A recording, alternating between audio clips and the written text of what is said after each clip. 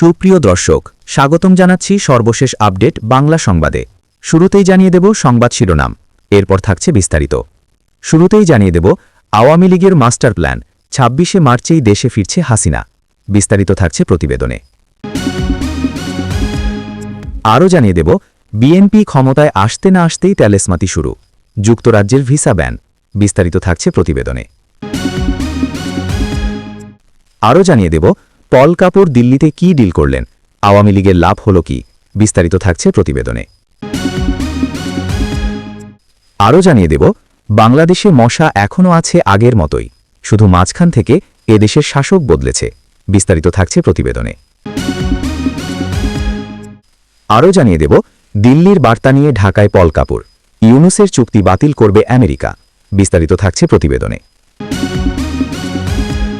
আরও জানিয়ে দেব মার্কিন সামরিক চুক্তি নিয়ে চাপ প্রয়োগে ঢাকায় পল কাপুর। বিস্তারিত থাকছে প্রতিবেদনে। আরও জানিয়ে দেব ইরানের ক্লাস্টার ব্যালাস্টিক মিসাইল আঘাত হেনেছে ইসরায়েলে। বিস্তারিত থাকছে প্রতিবেদনে। আরও জানিয়ে দেব কুয়েতে মার্কিন দূতাবাসের কার্যক্রম স্থগিত। বিস্তারিত থাকছে প্রতিবেদনে। আরও জানিয়ে দেব বাহরাইনে হোটেলে ড্রোন হামলা, মার্কিন সেনারা সেখানে ছিলেন ধারণা করা হচ্ছে। বিস্তারিত থাকছে প্রতিবেদনে। এবং সর্বশেষ জানিয়ে দেব ড্রোন মিসাইল দিয়ে বিপ্লবী গার্ডের সমন্বিত হামলা, ইরানের ক্লাস্টার বোমা সরাসরি আঘাত করেছে ইসরায়েলে। বিস্তারিত থাকছে প্রতিবেদনে। সুপ্রিয় দর্শক, এতক্ষণ শুনছিলেন সংবাদ শিরোনাম, এবারে শুনবেন বিস্তারিত।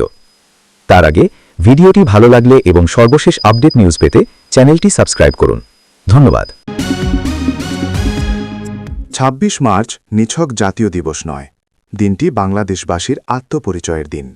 এমন দিনে রাজনৈতিক উপস্থিতি মানেই প্রতীকী শক্তির প্রদর্শন। সূত্র বলছে ২৬ মার্চ আওয়ামী লীগ সাভারের জাতীয় সৌধে ফুল দিয়ে এক ধরনের প্রত্যাবর্তনের বার্তা দিতে চায়। লক্ষ্য জাতীয় আবেগকে ব্যবহার করে জনসমর্থনের একটি নরম মাটি তৈরি করা। কিন্তু প্রশ্ন হল, এটি কি নিছক শ্রদ্ধা নিবেদন নাকি সুদূর প্রসারী রাজনৈতিক রিহার্সাল? রাজনৈতিক বিশ্লেষকদের মতে এমন আবেগঘন দিনে উপস্থিতি মানেই সরাসরি সংঘর্ষ নয়, বরং মরাল লেজিটিমেসি তৈরি করা, অর্থাৎ জনগণের সহানুভূতি অর্জন করে ভিত্তি গড়া। মাঠ পর্যায়ে আওয়ামী লীগের অফিস খোলা যেন সেই নীরব শক্তির প্রদর্শন। দেশের বিভিন্ন জেলা উপজেলায় পরিত্যক্ত বা সিল দেয়া দলীয় কার্যালয় প্রতীকীভাবে খোলার চেষ্টা একটি গুরুত্বপূর্ণ ইঙ্গিত। সামাজিক যোগাযোগ মাধ্যমে ইতোমধ্যে ছড়িয়ে পড়েছে আওয়ামী লীগের কার্যক্রমের বিভিন্ন ভিডিও। নিউজ বর্তমান সেই সব ভিডিওর সত্যতা যাচাই করেনি। সেই সব ভিডিওতে দেখা গিয়েছে কোথাও পতাকা উত্তোলনের চেষ্টা, কোথাও ঝটিকা মিছিল বা ভোরবেলা কয়েক মিনিটের অবস্থান কর্মসূচি। প্রশ্ন উঠছে, এগুলি কি স্বতঃস্ফূর্ত নাকি কেন্দ্রীয় কোনো সমন্বিত বার্তার অংশ? গোয়েন্দা সূত্র বলছে ২৬ মার্চের আগে অন্তত একবার করে প্রতিটি জেলায় উপস্থিতির বার্তা দিতে চায় আওয়ামী লীগ। এর রাজনৈতিক অর্থ হল সংগঠন পুরোপুরি ভেঙে যায়নি, এটা মনস্তাত্ত্বিক খেলা। রাজনীতিতে অস্তিত্ব আছে, এই বার্তাই অনেক সময় বড় শক্তি। ভারতে অবস্থানরত দলীয় শীর্ষ নেতৃত্ব অনলাইন প্ল্যাটফর্মে বার্তা দিতে পারেন বলে রাজনৈতিক মহলে একাংশ মনে করছে। পরিকল্পনা অনুযায়ী মাঝারি ও তৃণমূল পর্যায়ের কিছু নেতা দেশে ফিরে আত্মসমর্পণ বা গ্রেফতার হতে পারেন। বিশ্লেষকদের মতে এটি একটি কৌশলগত চাল। গ্রেফতার হলে কারাগার, আদালত, পরিবার সব মিলিয়ে তৈরি হয় আবেগঘন দৃশ্যপট। মিডিয়ায় মজলুম ইমেজ তৈরি করা সহজ হয়। রাজনীতিতে ভিকটিম ন্যারেটিভ একটি অত্যন্ত শক্তিশালী অস্ত্র। ইতিহাস বলছে দমনপীড়নের অভিযোগই অনেক সময় সংগঠনকে মজবুত করেছে, পুনরুজ্জীবিত করেছে। তবে ঝুঁকিও কম নয়। আইনিভাবে নিষিদ্ধ অবস্থায় মাঠে নামা সরাসরি সংঘর্ষ ডেকে আনতে পারে। সম্প্রতি এক ছাত্রলীগ নেতাকে ঘিরে তৈরি হওয়া আবেগ ঘন প্রচার নিরাপত্তা সংস্থাগুলোর নজরে এসেছে। অভিযোগ, কিছু গণমাধ্যম ও সামাজিক যোগাযোগ মাধ্যমে নির্দিষ্ট বয়ান তৈরি করে একটি মানবিক ইমেজ দাঁড় করানো হয়। এখানেই মূল প্রশ্ন, এটা কি বিচ্ছিন্ন ঘটনা নাকি বৃহত্তর ন্যারেটিভ তৈরির ট্রায়াল রান? রাজনীতিতে মিডিয়া একটি বড় যুদ্ধক্ষেত্রে। যে দল মিডিয়াকে নিয়ন্ত্রণ করতে পারে সেই দল মাঠেও ভালো রাজনীতি করতে পারে। ২৬ মার্চকে সামনে রেখে যদি আবেগ, মানবিকতা ও জাতীয়তাবাদর মিশ্রণ তৈরি হয়, তবে তা জনমনে প্রভাব ফেলতে পারে। হাসিনা মঙ্গলবার ওয়ার্কিং কমিটির বৈঠক ডাকেন। বৈঠক হয়েছে ভার্চুয়াল। দলের শীর্ষ নেতারা সোমবারের ভার্চুয়াল বৈঠকে হাজির ছিলেন। বৈঠকে হাসিনা বলেন, আওয়ামী লীগ এমন কোনো অপরাধ করেনি যে কারণে সন্ত্রাস দমন আইনে তাদের কার্যক্রমের ওপর নিষেধাজ্ঞা জারি করা যায়। 2. মোহাম্মদ ইউনূসের অন্তর্বর্তী সরকার ছিল অবৈধ সরকার। সেই সরকারের নির্দেশ কখনোই বৈধ হতে পারে না। বিএনপি সরকারের নাম না করে হাসিনা বলেন, আমরা আশা করব বর্তমান সরকার এই অবৈধ নিষেধাজ্ঞা প্রত্যাহার করবে। যদি না করে তখন আমরা আমাদের মতো করে সিদ্ধান্ত করব, কর্মসূচি ঘোষণা করব। এদিকে যুক্তরাজ্য যখন আফগানিস্তান, ক্যামেরুন, মিয়ানমার আর সুদানের নাগরিকদের ভিসা স্থগিত করে দিল, তখন প্রশ্নটা স্বাভাবিকভাবেই উঠল, পরেরটা কে? আর সেই উত্তরে বারবার একটাই নাম আসছে, বাংলাদেশ। এই খবরটা লজ্জার, এই খবরটা তীব্র অস্বস্তির। কিন্তু সবচেয়ে বড় কথা হল, এই পরিণতির জন্য দায়ী যারা, তারা এখন দিব্যি ক্ষমতার গদিগরম করতে বসে আছে। 12 ফেব্রুয়ারির নির্বাচনের কথা মনে আছে? দেশের প্রধান প্রধান রাজনৈতিক দলগুলোকে বাইরে রেখে জনগণের বড় অংশ যে ভোটকে প্রত্যাখ্যান করেছিল, সেই ভোটের পথ ধরে যারা ক্ষমতায় এসেছে, তাদের শাসনামলেই বাংলাদেশের নাম উঠে এসেছে ব্রিটিশ হোম অফিসের গ্রে লিস্টে। কাকতাল বলে উড়িয়ে দেওয়ার সুযোগ নেই, কারণ সংখ্যাগুলো কথা বলে। গত 18 মাসে বাংলাদেশের স্টুডেন্ট ভিসা প্রত্যাখ্যানের হার বেড়ে এখন হয়েছে 22%, যেখানে ব্রিটিশ সরকারের নিজস্ব সহনশীল সীমা মাত্র 5%। যুক্তরাজ্যের 9টি বড় বিশ্ববিদ্যালয় ইতিমধ্যে বাংলাদেশি শিক্ষার্থী ভর্তি বন্ধ করে দিয়েছে। এই সংখ্যাগুলো রাতারাতি তৈরি হয়নি, তবে এই মুহূর্তে দেশ পরিচালনার দায়িত্বে যারা আছেন, তারা পরিস্থিতি সামলানোর কোনো লক্ষণ দেখাতে পারছেন না। বিএনপি দলটির জন্ম থেকে ইতিহাস ঘাটলে একটা প্যাটার্ন স্পষ্ট হয়ে যায়। জিয়াউর রহমান সেনানিবাসের ভেতরে বসে যে দলটি তৈরি করেছিলেন, সেটি কখনো গণতান্ত্রিক চর্চাকে আপন করতে পারেনি। ক্ষমতায় থাকলে দুর্নীতি, না থাকলে সহিংসতা, এই দুটো জিনিসই তাদের রাজনীতির মূল পরিচয় হয়ে দাঁড়িয়েছে দশকের পর দশক ধরে। এবার ক্ষমতার কাছাকাছি আসতে না আসতেই সেই পুরনো চেহারা ফিরে আসতে শুরু করেছে। আর এখনকার তথাকথিত মন্ত্রিপরিষদ, নাম সর্বস্ব এই কাঠামোটি দেশের ভেতরে যা করছে তা নিয়ে প্রশ্ন তো আছেই, কিন্তু আন্তর্জাতিক পরিসরে বাংলাদেশের ভাবমূর্তি যে তলানিতে ঠেকেছে, সেটার জবাব কে দেবে? যখন হোম অফিসের ফাইলে বাংলাদেশ হাই রিস্ক তকমা পাচ্ছে, যখন বিশ্ববিদ্যালয়গুলো বাংলাদেশি শিক্ষার্থীদের দরজা বন্ধ করছে, তখন সরকারের পক্ষ থেকে কার্যকর কোনো কূটনৈতিক তৎপরতার খবর নেই। লন্ডনের আইনজীবী ব্যারিস্টার ইকবাল হোসেন সরাসরি বলেছেন, দ্বিতীয় প্রান্তিকের তথ্যে যদি অবস্থার পরিবর্তন না হয়, তাহলে মাত্র 24 ঘণ্টার নোটিশে বাংলাদেশের জন্য সকল ভিসা বন্ধ করে দিতে পারে হোম অফিস। ডিজিটাল কিল সুইচ তাদের হাতে আছে, ইচ্ছা করলেই ব্যবহার করতে পারে। এই পরিস্থিতিতে একটি দায়িত্বশীল সরকারের কি করার কথা ছিল? লন্ডনে হাই কমিশনকে সক্রিয় করা, হোম অফিসের সঙ্গে সরাসরি আলোচনায় বসা, দেশের ভেতরে যে কারণে মানুষ আশ্রয়ের পথ বেছে নিচ্ছে, সেই সমস্যার মূলে হাত দেওয়া। কিন্তু সেসবের বদলে চলছে ক্ষমতার ভাগবাটোয়ারা নিয়ে নিজেদের মধ্যে কারাকারি। এদিকে 3 দিনের সফরে দিল্লি থেকে ঢাকায় এসেছেন যুক্তরাষ্ট্রের দক্ষিণ ও মধ্য এশিয়া বিষয়ক সহকারী পররাষ্ট্রমন্ত্রী পল কাপুর। গত অক্টোবরে ডোনাল্ড লুয়ের উত্তরসূরি হিসেবে যুক্তরাষ্ট্রের দক্ষিণ ও মধ্য এশিয়া বিষয়ক সহকারী পররাষ্ট্রমন্ত্রীর দায়িত্ব নেওয়ার পর এটাই পল কাপুরের প্রথম বাংলাদেশ সফর। সূচি অনুযায়ী বুধবার সকালে পররাষ্ট্রমন্ত্রী খলিলুর রহমান, পররাষ্ট্র প্রতিমন্ত্রী শামা ওবায়দ ইসলাম, জ্বালানি ও খনিজ সম্পদ মন্ত্রী ইকবাল হাসান মাহমুদ, বাণিজ্য মন্ত্রী খন্দকার আব্দুল মুক্তাদিরের সঙ্গে বৈঠক করেন। সন্ধ্যায় American chamber of commerce in বাংলাদেশের আয়োজনে সেদেশের ব্যবসায়ী প্রতিনিধি দলের সঙ্গেও মতবিনিময় করেন। সফরের শেষ দিনে তিনি বিভিন্ন রাজনৈতিক দলের নেতাদের সঙ্গে মতবিনিময় করবেন। আপাতত এই তালিকায় জামায়াত ও এনসিপি যেমন রয়েছে, তেমনি সরকারি দল বিএনপি রয়েছে। স্বাভাবিকভাবেই আওয়ামী লীগের নাম নেই পল কাপুরের সঙ্গে বৈঠকের তালিকায়। তবে সরকারিভাবে এখনও জানা যায়নি আওয়ামী লীগের নেতাদের সঙ্গে তিনি বৈঠক করবেন কিনা। অপরদিকে যুক্তরাষ্ট্র দূতাবাসের মুখপাত্র জানান, পল কাপুরের সফরের লক্ষ্য যুক্তরাষ্ট্র বাংলাদেশ কৌশলগত সম্পর্ক আরও জোরদার করা। সফরকালে তিনি নতুন সরকারের বিভিন্ন কর্মকর্তা এবং ব্যবসায়ী নেতাদের সঙ্গে বৈঠক করবেন। এই সমস্ত বৈঠকে বাংলাদেশ ও যুক্তরাষ্ট্রের দ্বিপক্ষীয় বাণিজ্য ও বিনিয়োগ সম্প্রসারণ, নিরাপত্তা সহযোগিতা বৃদ্ধি এবং ইন্দো প্যাসিফিক অঞ্চলে সহযোগিতা সংক্রান্ত বিভিন্ন বিষয়ে আলোচনা করবেন। সব মিলিয়ে যা বোঝা যাচ্ছে, পল কাপুরের এই সফরে মার্কিন স্বার্থ নিয়েই বেশ আলোচনা হতে পারে, বিশেষ করে ইন্দো প্যাসিফিক অঞ্চলের আঞ্চলিক সহযোগিতা। বিশ্লেষকদের মতে এই মধ্যপ্রাচ্যের যুদ্ধ পরিস্থিতির মধ্যে মার্কিন যুক্তরাষ্ট্র চাইবে তাদের স্বার্থ রক্ষা আগে করতে। সেদিক থেকে আওয়ামী লীগ বা নেত্রী শেখ হাসিনাকে বাংলাদেশে ফেরানো নিয়ে খুব একটা মাথা ব্যথা থাকবে না ওয়াশিংটনের। সেটা পরবর্তী সময়েও হতে পারে। ঘটনা হলো, ফেব্রুয়ারির শুরুতেই পল কাপুর চীনের বিরুদ্ধে আমেরিকার পদক্ষেপে ভারতকে একটি গুরুত্বপূর্ণ মিত্র বলে অভিহিত করেছিলেন। ভারত কিভাবে ইন্দো প্রশান্ত মহাসাগরীয় অঞ্চলে আমেরিকান প্রচেষ্টাকে সমর্থন করবে সে সম্পর্কে বলতে গিয়ে পল কাপুর, একটি শক্তিশালী ভারত কেবল চীনকে দূরে রাখে না, বরং কোনো একক আধিপত্যকে এই অঞ্চল দখল করতে বাধা দেয়। দায়িত্ব নেওয়ার পর এই প্রথম তিনি ভারতে এলেন। ফলে পল কাপুরের এই সফর এবং সরকারি বৈঠকে যে আগাগোড়াই ইন্দো প্রশান্ত মহাসাগরীয় অঞ্চল নিয়েই বেশি আলোচনা হবে, সেটা বলাই বাহুল্য।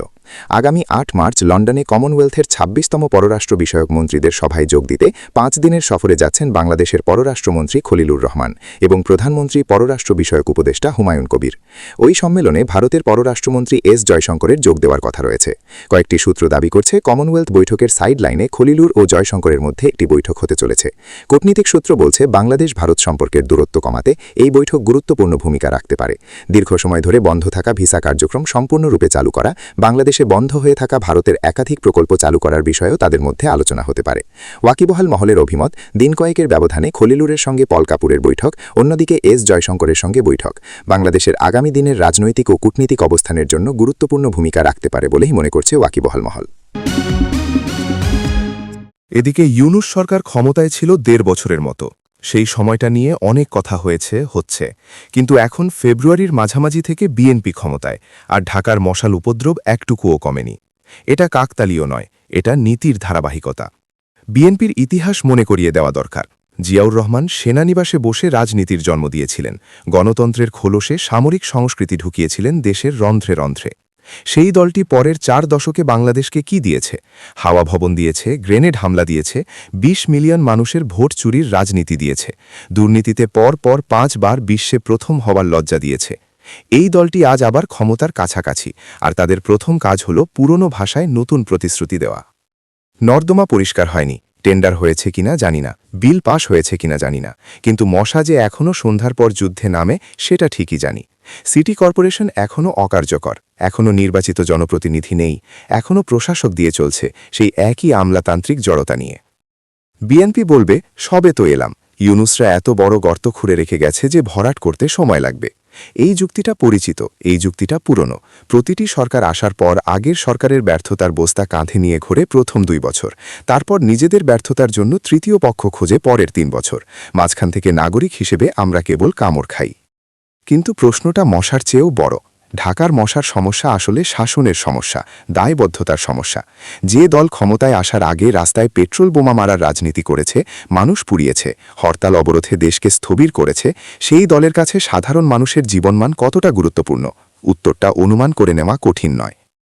ইউনূস আমলে যা হয়েছে তা নিয়ে বিতর্ক হোক, তদন্ত হোক, জবাবদিহিতা হোক, কিন্তু সেই পরিবর্তনের নামে যে শূন্যতা তৈরি হয়েছিল, সেই শূন্যতায় বিএনপির প্রবেশ যদি পুরনো রোগের নতুন সংস্করণ হয়, তাহলে মানুষের লাভ কি? চরিত্র বদলায়নি, শুধু মঞ্চের আলো বদলেছে। এদিকে মার্কিন প্রেসিডেন্ট ট্রাম্পের দূত পল কাপুরের দিল্লি এবং ঢাকা সফরের কথা মাথায় রেখে এই গৌরচন্দ্রিকা। পল কাপুর বর্তমানে ঢাকায় রয়েছেন, তার আগে তিনি গিয়েছিলেন দিল্লি। ফলত দিল্লি থেকে তিনি যে সুস্পষ্ট কিছু বার্তা নিয়েই ঢাকা গিয়েছেন তা নিয়ে কোনো সন্দেহ নেই। 2 দিনের সফরে ঢাকা এসেছেন দক্ষিণ ও মধ্য এশিয়া বিষয়ক মার্কিন সহকারী সেক্রেটারি পল কাপুর। মঙ্গলবার ৩ মার্চ রাতে তিনি দিল্লি থেকে ঢাকা এসে পৌঁছান। ঢাকায় আসার পর বুধবার সকালে পররাষ্ট্র মন্ত্রণালয় যান পল কাপুর। তিনি প্রথমে পররাষ্ট্র প্রতিমন্ত্রী শামা ওবায়েদ ইসলাম এবং পরে পররাষ্ট্রমন্ত্রী ড খলিলুর রহমানের সঙ্গে বৈঠক করেন। বৈঠকে যুক্তরাষ্ট্রের সঙ্গে বাণিজ্য, অবৈধ অভিবাসন, মধ্যপ্রাচ্যের সংঘাত, রোহিঙ্গা ইস্যুসহ বেশ কিছু বিষয়ে আলোচনা হয়। পররাষ্ট্রমন্ত্রীর সঙ্গে বৈঠকে পল কাপুর জাতীয় সংসদ নির্বাচনের প্রশংসা করেছেন। পররাষ্ট্রমন্ত্রী জানান, নির্বাচন এত শান্তিপূর্ণ ও অবাধ হয়েছে যা তাদের প্রত্যাশারও বাইরে ছিল। খলিলুর রহমান বলেন, পল কাপুর আমাকে বলেছেন, আমার মনে আছে আপনি ওয়াশিংটন সফরে বলেছিলেন যে আপনারা এই নির্বাচন উৎসব মুখর করতে চান। তখন আমরা ভেবেছিলাম আদেও কি তাই হবে। পরে আমরা দেখলাম আসলেই একটি উৎসব মুখর নির্বাচন হয়েছে। সহকারী সচিব কাপুর বাংলাদেশের শান্তিপূর্ণ, অবাধ ও উৎসবমুখর সাধারণ নির্বাচন নিয়ে সন্তোষ প্রকাশ করেন এবং প্রধানমন্ত্রী তারেক রহমানের নেতৃত্বাধীন নতুন সরকারকে দায়িত্ব গ্রহণে অভিনন্দন জানান। তিনি মার্কিন প্রেসিডেন্ট ডোনাল্ড ট্রাম্পের প্রধানমন্ত্রী তারেক রহমানকে পাঠানো অভিনন্দন পত্রের কথাও উল্লেখ করেন এবং আগামী দিনে 2 দেশের মধ্যে সম্পর্ক আরও জোরদার হবে বলে আস্থা প্রকাশ করেন। পল কাপুরের সঙ্গে সাক্ষাতে জানানো হয়েছে, বাংলাদেশ প্রথম নীতিতে এই সরকার চলবে। খলিলুর রহমান বলেন, আমাদের স্বার্থ সম্পূর্ণভাবে বজায় রেখে অন্যান্য সব দেশের সঙ্গে আমাদের পররাষ্ট্র কর্মকাণ্ড নির্বাহ করব, এটা আমরা তাকে বলেছি। কাপুর আমাদের দ্বিপক্ষীয় সম্পর্কে সন্তোষ প্রকাশ করেছেন এবং আশা প্রকাশ করেছেন যে আগামী দিনগুলোতে আমাদের দ্বিপাক্ষিক সম্পর্ক আরও দৃঢ় ও বিস্তৃত হবে। খলিলুর রহমান প্রধানমন্ত্রী তারেক রহমানের নেতৃত্বে বর্তমান সরকারের বাংলাদেশ প্রথম নীতির ওপর গুরুত্ব আরোপ করেন। তিনি জাতীয় স্বার্থ ও অভিন্ন সমৃদ্ধি উন্নয়নে আঞ্চলিক ও বৈশ্বিক অংশীদারদের সঙ্গে শক্তিশালী সম্পর্ক বজায় রাখার জন্য বাংলাদেশের দৃষ্টিভঙ্গির কথা তুলে ধরেন। মার্কিন যুক্তরাষ্ট্রের সঙ্গে নির্বাচনের 2 দিন আগে বাণিজ্য চুক্তি সই করেছে অন্তর্বর্তী সরকার। সেই চুক্তি কার্যকর করার বিষয়ে আলাপ হয়েছে পল কাপুর এবং খলিলুর রহমানের মধ্যে। পল কাপুর বৃহত্তর দ্বিপক্ষীয় বাণিজ্য ও বিনিয়োগ জোরদারে পারস্পরিক বাণিজ্য চুক্তির বিধান বাস্তবায়নের গুরুত্বের ওপর গুরুত্বারোপ করেন। পররাষ্ট্রমন্ত্রী অর্থনৈতিক ক্ষেত্রে নীতি ধারাবাহিকতায় সরকারের প্রতিশ্রুতির কথা পুনর্ব্যক্ত করেন। এদিকে দক্ষিণ ও মধ্য এশিয়া বিষয়ক মার্কিন সহকারী পররাষ্ট্রমন্ত্রী পল কাপুর এক বিশেষ মিশনে ঢাকা সফরে এসেছেন। সূত্র বলছে, কাপুরের এই সফরের মূল উদ্দেশ্য প্রাকৃতিক সৌন্দর্য উপভোগ নয়, বরং বিএনপি নেতৃত্বাধীন বর্তমান সরকারের ওপর বিতর্কিত 2টি সামরিক চুক্তি ACSA acquisition and cross servicing agreement এবং GSOMIA general security of military information agreement স্বাক্ষরের জন্য চূড়ান্ত চাপ সৃষ্টি করা। প্রতিবেদনে উল্লেখ করা হয়, কাপুরের ঢাকা পৌঁছানোর আগেই নেপালের কাঠমান্ডুতে এক বাংলাদেশি ব্যবসায়ীর রিসোর্টে সাবেক উপদেষ্টা আদিলুর রহমান ও মার্কিন প্রতিনিধি দলের এক নারী সদস্যের মধ্যে একটি গোপন বৈঠক অনুষ্ঠিত হয়েছে। 5ই আগস্টের পর থেকে এই রিসোর্টটি মার্কিন কূটনৈতিক ও পরিকল্পনাকারীদের নিয়মিত বৈঠকের কেন্দ্রে পরিণত হয়েছে বলে জানা যায়। বর্তমান ইউনূস সরকারের মাধ্যমে এই সামরিক চুক্তিগুলো বাস্তবায়নে উল্লেখযোগ্য অগ্রগতি হয়েছে, যা 2019 ও 2022 সালে শেখ হাসিনার নেতৃত্বাধীন আওয়ামী লীগ সরকার সরাসরি প্রত্যাখ্যান করেছিল। ইরান ও ইসরায়েলের মধ্যকার চলমান উত্তেজনার প্রেক্ষাপটে এই সফরের গুরুত্ব বহুগুণ বৃদ্ধি পেয়েছে। যুক্তরাষ্ট্র চাইছে বাংলাদেশকে একটি সফট বেস হিসেবে ব্যবহার করতে, যাতে প্রয়োজনে তাদের যুদ্ধবিমান ঢাকা ও কক্সবাজার বিমানবন্দর ব্যবহার করে জ্বালানি সংগ্রহ করতে পারে। ACSA চুক্তির মাধ্যমে কক্সবাজার ও কুতুবদিয়ায় মার্কিন মেরিন সেনাদের অস্থায়ী ঘাঁটি স্থাপনের পথও সুগম হতে পারে। অন্যদিকে GSOMIA চুক্তির ফলে বাংলাদেশ মার্কিন গোয়েন্দা তথ্য বিনিময়ে বাধ্য থাকবে এবং বাংলাদেশের ভূখণ্ড ব্যবহার করে তৃতীয় কোনো দেশের বিরুদ্ধে সামরিক অভিযান চালানোর সুযোগ তৈরি হবে। তবে এই সামরিক মেরুকরণে ভারতের ভূমিকা অত্যন্ত গুরুত্বপূর্ণ। ভারত বাংলাদেশ মৈত্রী চুক্তির কারণে দিল্লির সম্মতি ছাড়া ঢাকা এমন কোনো বড় সিদ্ধান্ত নিতে পারে না। ঠিক এই কারণেই পল কাপুর দিল্লি হয়ে ঢাকা এসেছেন এবং একই সময়ে বাংলাদেশের DGFI প্রধান মেজর জেনারেল কায়সার রশিদের সংক্ষিপ্ত দিল্লি সফর অনেক সমীকরণের ইঙ্গিত দিচ্ছে।